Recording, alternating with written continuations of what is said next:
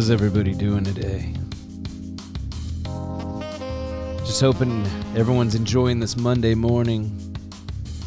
This gorgeous, so sultry Monday morning. Well, in case you forgot, it's Valentine's Day, and you got a new heart in your mailbox. You may be asking yourself, I don't recognize this voice. Well, you fucking should, because you turned on my podcast, all right? So welcome to Tales from the Head. This week, I am flying solo. Dano had some previous engagements. We couldn't move things around. So, hey, Maverick's going to fly solo this week. I got no goose. But, hey, Danny, I'm sorry. I don't know if I should say your goose, because we all know what happens to Goose, and that's not nice. So maybe if we can make it in an alternate world where Goose doesn't die, maybe we can make that happen. Cocky bastard that I'm Tom Cruise, I guess. But, I kind of have to be, for a few reasons. One, we don't need to get into it. But anyway, I wear the wings. No. So it's Valentine's Day. And it's not one of my favorite holidays personally. It's one of those holidays where it feels a lot like you're forced to do something. And we all know how I am about being forced to do things. Do not comply. So Valentine's Day, even as a kid, right? I feel like you always looked forward to Valentine's Day, like the little Valentine's notes and maybe the candy, probably the candy. People who look forward to the candy were smarter, because everyone that wanted someone to really proclaim their love to them, it never happened to me. Maybe there's some sweethearts and some beautiful people out there that were blessed with some childhood cutie moments. Maybe it was just because I was a smelly kid that picked his nose. I mean, all these things don't help, right? So that's another thing is, don't expect what you're not willing to put in, right? But either way, it's kind of pushed to be somewhat more of, did you get the flowers? Did you get the card? Did you get the dinner reservations? Which, by the way, flower and card, I was going to talk shit about that. I talk shit for my personal reasons. I don't talk shit about people that engage in it, because I understand that if that's what your relationship is about, this isn't being talking down, but if you guys enjoy the gifts, the gift giving and all that, then by all means, and this holiday is probably amazing. The reason I don't like the reservations is because everyone and anyone, people that don't even care, kind of like myself, are going to probably have dinner reservations somewhere on Valentine's Day, and it's so annoying because everyone's doing it. The staff's going to be stressed. The places are always booked. I mean, you got to book those for good restaurants, like probably 6 months, maybe a few months out, maybe not 6 months, but like in advance. And it's just, why not do it on a different day when you can really enjoy each other's company? And that's just me, though. Like, I think more of quality over quantity. I don't like crowds. I don't like a lot of people, even though I like going to festivals. But when I'm eating and dining or on a date, we've never been the clubbing type. So for me, it's more like, let's go to a nice quiet place, get a really good, piece of meat, really good, cut a steak or something. And then, like some nice beverages, because I'm all tangled up. Hold on, everybody. Jesus. So unprofessional. So this is what happens when you have ADD and you play with the mic cable. Whatever. So the whole point I was making was, we focus on a lot of different things. And at the end of the day, what's really important? Is it being happy, and is it making people happy, right? So that seems kind of like what we're dealing with. But before we get into all the mushy-gushy, lovey-dovey, I was thinking, let's dive right into some good old origin story. Now, I, of course, looked this up in my Rolodex of information. I can't give out the sources just yet, but I will say it is readily available. And it could be on the internet. But one interesting thing I found was some trace Valentine's Day origins to a Christian effort to replace a pagan fertility festival. And it's been dated back as far as the 6th century BC. I know that stands for something in Latin, but I always knew it as before Christ. Maybe I'm right. During the festival of Lupercalia, Danny, I'm going to need your help with this one. Roman priests would sacrifice goats and dogs and use their blood-soaked hides to slap women on the streets. As a fertility blessing, of course. According to legend, women would later put their names in an urn and be selected to be paired with a man for a year. Now, that's odd because is that a thing to get people... So Valentine's Day was basically saying, let's breed our people so we can get a stronger unit. I like it. I think it's good. It makes sense for survival. I mean, look, everyone's applying fucking 21st century ideas to 6th century BC. Just think about that. Just 600 BC, okay? What are we even doing, right? So it kind of makes sense that we're slapping people, women specifically. Well, look, that didn't stop until 50 years ago. So back then, that was probably just going down the street. Well, they didn't have streets back then. Well, it said they did, but did they really have streets in 600 BC? It's a fucking dirt road. You know that. Anyway, so that's interesting, okay? A lot's changed. So see, okay, as negative as we want to be, that wouldn't fly nowadays. I don't even know if that would fly in Israel. And no pun intended. Next, I got one called Letters to Juliet. This was kind of interesting. It's a little on the creepy side, but there's some people out there that are just lovers, okay? Not like predators, but like lover people. They love, they love the whole they love the season of love, which I don't know what the season. I think that was the 60s, but the season of love, I guess, in the calendar year would be February, also Black History Month. But every year, thousands of romantics send letters addressed to Verona, Italy, to Juliet, the subject of the timeless romantic tragedy Romeo and Juliet, of course. But it's crazy because the city marks the location of the Shakespearean tale, and the letters that reach the city are dutifully answered by a team of volunteers from the Juliet Club. Each year on Valentine's Day, the club awards the Cara Guioletta, which means Dear Juliet prize, to the author of the most touching love letter. Isn't that sweet? Now, I really hope one of these years, one of the last, in the past 20, 30 years, I really hope Andrew Dice Clay wrote a poem to Verona, because that would just be great. Like make a Shakespearean riddle turn into a perverted dice rhyme. That would just be awesome. And then the Valentine's Day tradition of giving a box of candy was started in the 19th century by Richard Cadbury.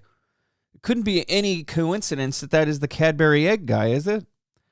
A scion of British chocolate manufacturing. With a new technique recently established at this company to create more varieties of chocolate, Cadbury pounced on the opportunity to sell the chocolates as part of this beloved holiday. Now, of course, he calls it a beloved holiday because he makes fucking millions of dollars every year. So just relax, Cadbury, okay? Don't make it seem like you love everything. You're a hopeless romantic. Let's just see, okay? And this is, of course, according to my Rolodex of information, a.k.a. the internet, first Valentine ever written. Okay, this one was kind of interesting. I had to throw this on there. History's first Valentine was written in perhaps one of the most unromantic places conceivable. A prison. Charles, Duke of Orleans, wrote the love letter to his second wife at the age of 21. He had a second wife at 21? Jesus. While captured at the Battle of Agincourt, as a prisoner for more than 20 years, he would never see his Valentine's reaction to the poem he penned to her in early 15th century. The thing I don't like about this is I should have done more research to see how it ends. Because for me, I'm like, so what happened? She didn't. It says she didn't read it, but did he get out and go and find her? Like, he's a fucking duke. Even if, dude, even if he went to prison for 20 years, he's still got to have some clout, right? I mean, he's still got a bloodline. So that was the factoids for today, guys. That, just a little pieces of information to just take with you. These are no more. These can be used in your daily life, or they could just be toilet thoughts. You can just flush them right away when you're done with them. Okay. But either way, I'm throwing it out there. As you know, we always like to focus on the mental health parts of these things because we have brains and we have problems, and those things aren't going to go away. Well, the brain will go away when we die. The problems probably won't go away. They'll just change, right? But depending on what you believe. But what makes us happy for Valentine's Day? I think we need to ask ourselves a question. And I think most people want to make others happy. It can be disguised as selfishness, of course. The common joke is always happy wife, happy life. Most of the time that's true. Sometimes I don't appreciate it because I feel like it undermines the male effort that we fucking put through. Like, everyone's like, oh yeah, men don't care. Well, you know what? Look, maybe for the most part we don't give a shit, but acknowledge it when we do, and I feel like not all men are the same, but all men are created equal. But not all men are the same, and give us a chance, ladies, okay? Not all men are like me either. So just this curmudgeon thing is not all men. There's some good guys out there somewhere. But for me, what makes Valentine's Day happy is really just, I'm going to be honest. It's not making me happy. I'm going to say it is some selfishness, but it is making sure that my wife, who is the love of my life, and my 2 children have a good day. It's no different really than a holiday. It's not a meaningful holiday to the extent of Christmas or a birthday, or an anniversary. But it's still a day where you just need to kind of show some love, right? And that doesn't have to be materialistic. It can be acts of kindness, right? See, the thing is with kids is you kind of got to play by the rule. Is you got to get them a little candy. And you got to get them a little cute little heart. They love the little Valentines. Kids make things better because they still care about that cute stuff that we used to care about. Right, fellas? And it's just good because what you're doing is you're spreading the joy. But why are we doing it? Are we doing it because we love them and we want to make them happy? Are we doing it because that's our tradition? Like I said earlier, some of us may have, we all have romantic traditions with our relationship and our significant others, and I feel like keeping that alive is important. So if Valentine's Day was maybe the day you got together, or it's a milestone for your relationship, then by all means, don't let a guy like me just shit all over it, all right? It's just my take on things. It doesn't mean it's the take. It's probably the best take, but it's not the take, okay? I can admit that. I've touched on this already, but basically, like, my shittiness about it is just the expectation, right? So similar to Christmas, everyone has an expectation of some materialistic form of love. And if you don't meet that expectation, then you're viewed as someone who doesn't love as much as you should. Is that fair? Of course it isn't. But it's burned into our brains, and it's something that we all are guilty of dealing with or treating someone else like that for, right? One time in our life or another. Hopefully we're trying to fix that part of ourselves, but look, we're not perfect, and some people are stubborn. I understand. But also it's like, is it good if we know, right, that we shouldn't eat chocolate all the time, and it's not like America has a chocolate supply or we've given up sweets, because let's be honest, the last 2 years we've probably hit the sweets pretty fucking hard. Even our fit people, man, you've had cheat days since COVID. We've all had to have a mental time to just cheat a little and get ourselves reacquainted with who the fuck we are. Because I'll be honest with you, I think we all had to figure that out. And I think we're learning more about ourselves. And now and maybe it's that we're also in our 30s, some of us, or even if you're in your 20s, you notice yourself change from the last 10 years. You're going to notice a change again in 10 more. And that sounds obvious, but then when you look back, you're going to be like, oh, that's interesting. I mean, because rarely people think about things on a day-to-day, right? It's like, okay, you're living your life, you forget about things, and then it catches up to you, and then you're like, oh, shit, it's been 3 years. That's fucking crazy. I mean, dude, that's nuts. My son's going to be in kindergarten this year. I mean, I started this podcast when he was 2. I started my Stoop Kid podcast when he was, maybe 1, So it's been a journey, and it's really kind of time capsuled my life. And God bless my kids and my wife and that beautiful part of me that exists because of them. Like I said, this can be a little mushy sometimes, right? But I think it's important to manage those expectations around holidays, especially Valentine's Day. It's an easy day for, I'm talking about the people that participate. I'm talking about the people that enjoy it. Now let's kind of take a little trip to the darker side of things, where it's, the people that maybe don't participate, the people that are single, as they are referred to sometimes, the Lonely Hearts Club, and or you're just a creep. You look, I can be honest enough to admit that there's creeps out there, okay? So maybe you're a creep. Maybe you're stalking people. Maybe you have burned too many fucking bridges on dates and they know about you. So you're going to be alone on Valentine's Day. But what I'm trying to say is I'm here to help you. Whether you're a creep, whether you work on an oil rig and you're away from home, you're driving a truck, there's ways to celebrate and there's ways to feel good about yourself on holidays like this without having to buy candy or stuff something in a hole. Is that a good way of putting it? I don't know. Depending on what you get, you might be the one doing the stuffing or getting the stuffing. Who knows? No judgment here.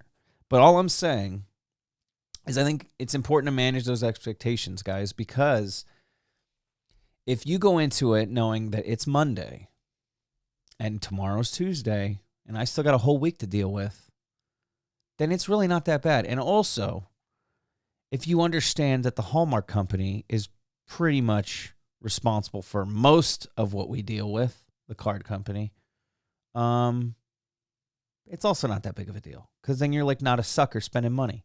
So think of it that way. It's all about perspective. So it's like if you're the people that love it, then enjoy it. If you're the people that hate it, then don't enjoy it. But find something you do enjoy doing and just make that be the thing. Like some people on Christmas, like Jewish people, I believe on Christmas eat Chinese food. That's a tradition on Christmas because they don't celebrate Christmas. So find your Jewish version of Christmas. Yeah, I know they have Hanukkah, but I'm saying their version of Christian Christmas. And I think it's also the key is to show love without focusing on giving or receiving material objects. Giving and receiving is important, but material objects is the thing we can substitute. And I think that's something to go along with expectations and just good to just follow through with because at the end of the day, it's a little more meaningful. I mean, sometimes materialistic objects, sometimes gifts like that are meaningful, but sometimes it's on an end cap marked Valentine's Day. I didn't do much thought, So why not just put a little more thought into it? It might be more memorable, and you might enjoy the holiday moving forward because it's not forced on you. It's what you do. I found a really interesting article on Pinterest. No, I didn't sign in, but I did I did use my Google account. I didn't create a profile. And the reason I say that is because I'm somewhat of a hater. Steph uses Pinterest a lot. I'm starting to get around to it. I notice a lot of DIY and home stuff, and even it's not all girly stuff. So, because don't get me wrong, I love some girly stuff. If I want to look up art stuff, like crafts and stuff like that, even though I don't consider it necessarily girly in my opinion, I know on a grand aspect of things, it's considered a little more, right? I don't know. Maybe I sound sexist, but either way, I'm into that stuff, but I'm just a lot of it is kind of geared more towards the women interests. So I was just but I stereotyped it as usual. And go figure, it wasn't 100% accurate. That's rare. But Pinterest is really good because depending on who the author is, that's really what matters of the pin. It's really just a collection of ideas that can help you figure things out, help see what other people did. And it's just kind of a cool way to have people showcase their ideas that ends up being somewhat of almost articles. For instance, I found a lady who specializes in random acts of kindness, mostly for children and toddlers, which is really cool because that's a good kind of a self-guide for parents. It's easy to get mad at the little ones sometimes, but we got to remember they're just pure at heart and they're curious, right? That's why they ask you so many fucking questions, because they're just learning. So I went through a few and I locked down a few that I thought were really good. And I'm going to go through those. So real quick, participate in an act of kindness for someone you do not know, like sending a note of appreciation to an author you admire or contributing maybe a few dollars towards expenses after a sudden tragedy. Now, if I were you, GoFundMes are a little scary. So realistically, we all might know someone that's dealing with something. I would just pay them direct. I don't trust people handling my money, but I like this idea. Basically it's if you've got what you need, maybe try and give something to someone who doesn't. And if it's something you already have, maybe you can give them that. Or maybe it's time. Maybe you can offer them your time. Maybe you can say, look, I know you have a busy schedule. Maybe I can come over. I can watch the kids. And this is obviously for people you have a rapport with. Most people aren't just going to let anyone watch their children. And some people might. But, friends, close friends, just say, hey, look, like you and the wife, you never get out. Yes, I'm putting the bait out there. I want someone to take me away. No, but I'm just saying, if you notice that someone's overwhelmed or feeling a little busy, just remind them, say, look, I'm here for you. And, it's something as simple as let's go get a cup of coffee. Let's go get our mind off of things. And let them do that, let them, and sometimes that's what I mean is say, let me do this so you can get out. Because it's fun to share time, but I think a lot of people just admire and love and appreciate the alone, quiet time sometimes that you can have to yourself, because we're all surrounded by noise, whether it's loved ones, whether it's traffic, whether it's your boss at work, it's noise. And sometimes you just got to escape that noise. So I think that's a good idea.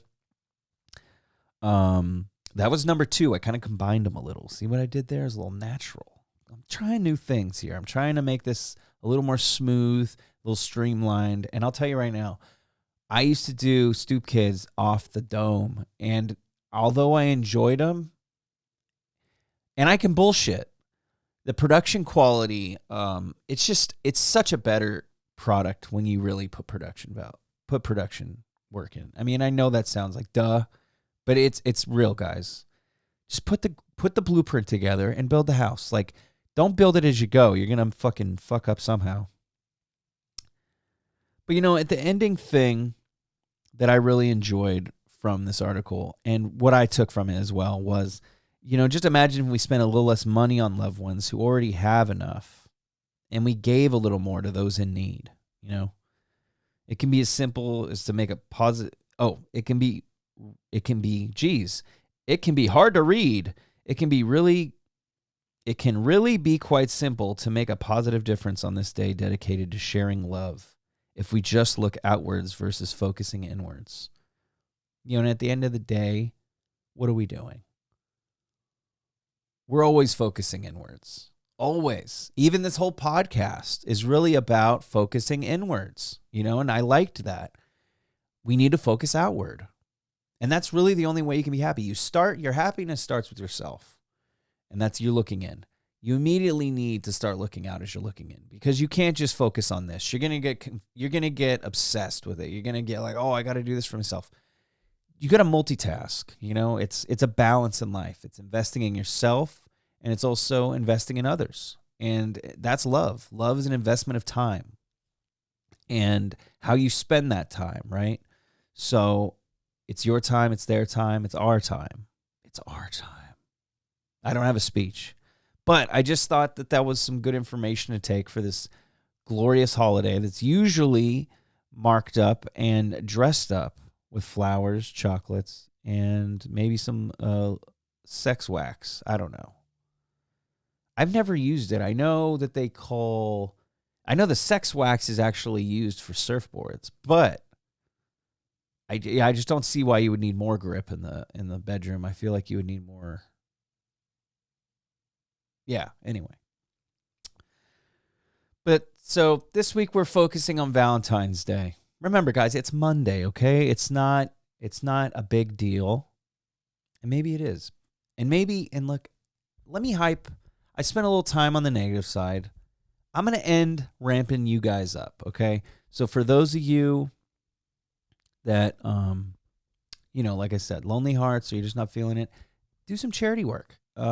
Make yourself available for others, like if you don't want to do it and you're not an affectionate person, maybe like I said, watch the kids for your sister or your siblings or your mom or whoever and your aunt and just let them go out and do what they want to do, because we need that time, right?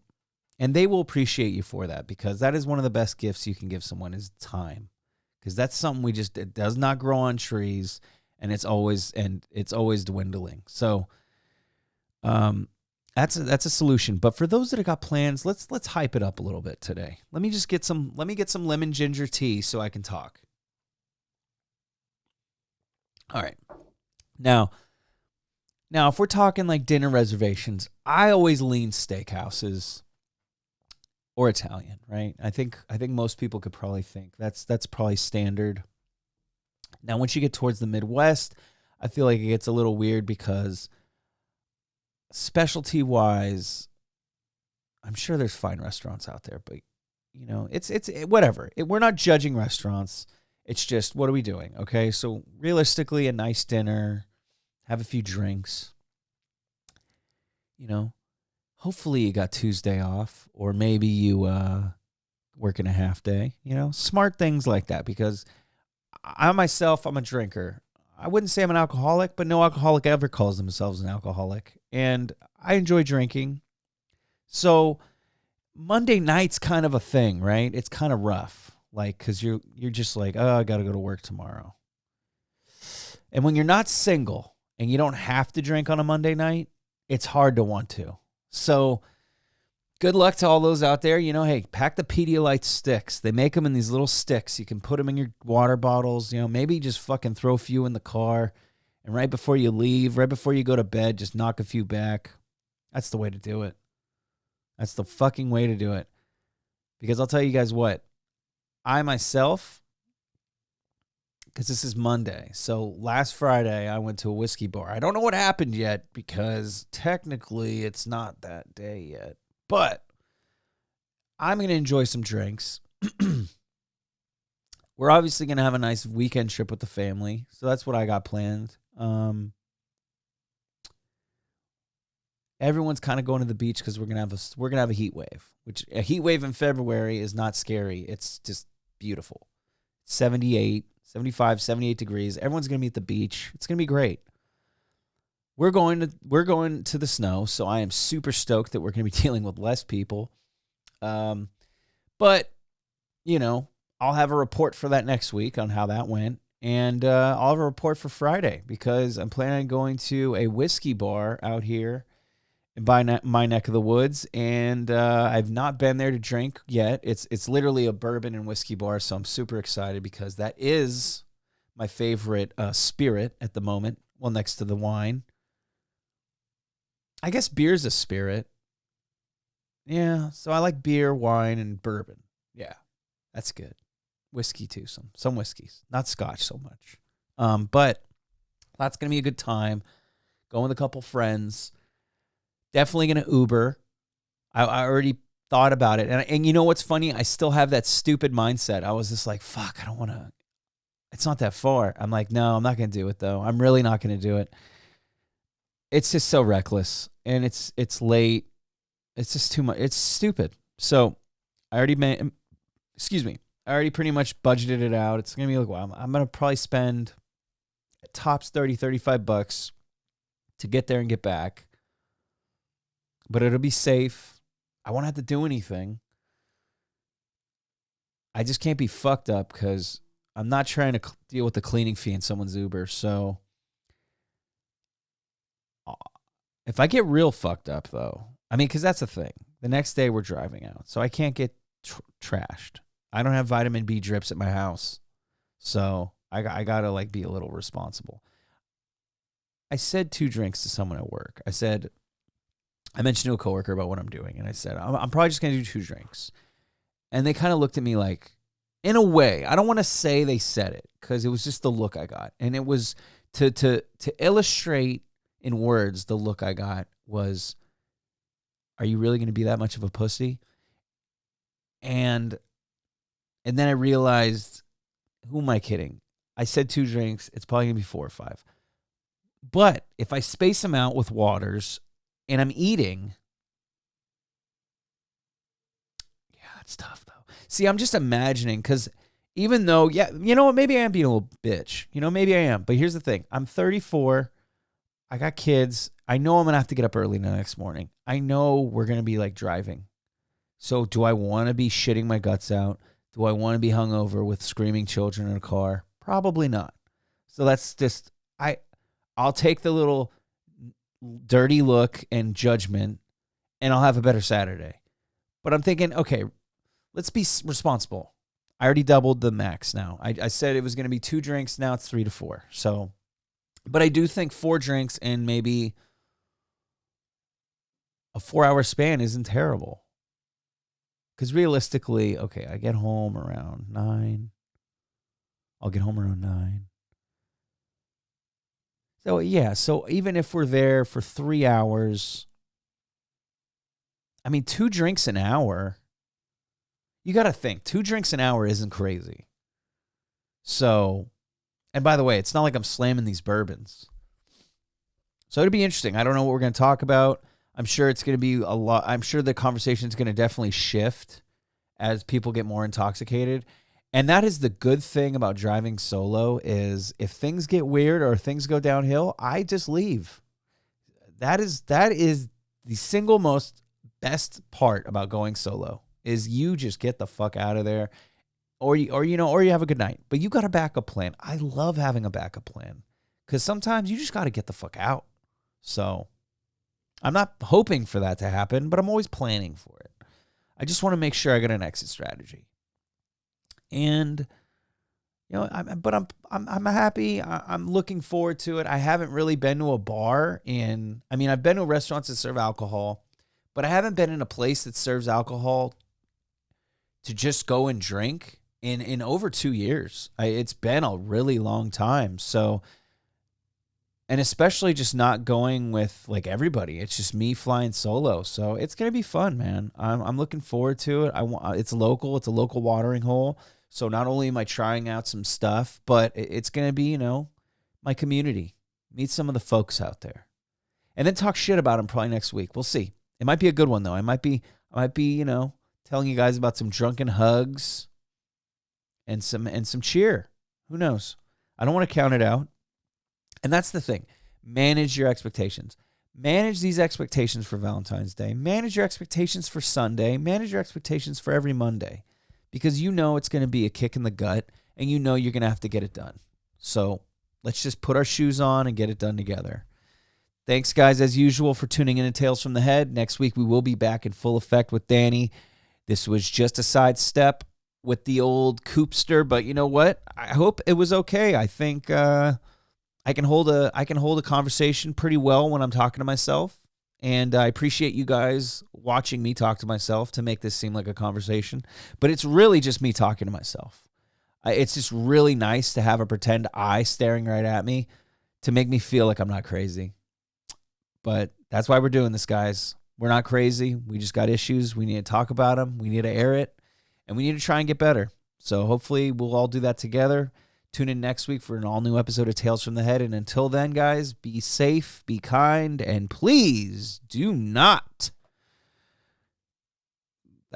be a dick. Later.